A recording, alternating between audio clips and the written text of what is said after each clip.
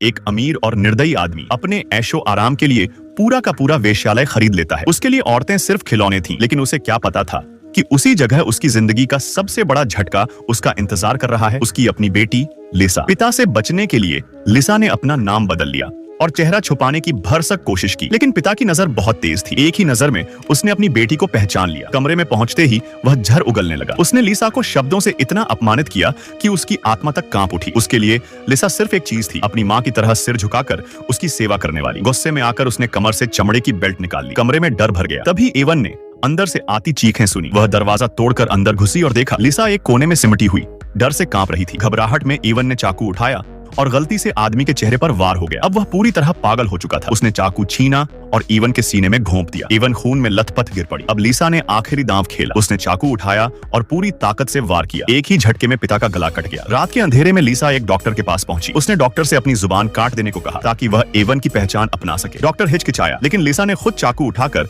अपनी जुबान काट ली। खामोश होकर वह अमेरिका के पश्चिम के एक दूर दराज कस्बे पहुंची। एवन की पहचान में उसने एलायंस से शादी की। वह दाई का काम करने लगी और सादा लेकिन सुकून भरा जीवन जीने लगी। लेकिन एक दिन चर्च में उसने देखा मंच पर खड़ा पादरी उसका पिता था, जो मरा नहीं था। वह उपदेश के नाम पर लिसा को कोस रहा था। कुछ दिनों बाद उसकी भेड़ें मरी मिली। फिर उसकी छोटी बेटी गायब हो गई। यह चेतावनी थी। पति के सोने के बाद लिसा चर्च पहुंची, लेकिन पिता वहां नहीं था। बिस्तर पर सिर्फ उसकी बेटी की गुड़िया थी। जब वह घर लौटी तो देखा उसका पति खून में डूबा पड़ा था। लिसा की खामोशी एक बार फिर खून से जवाब मांग रही थी।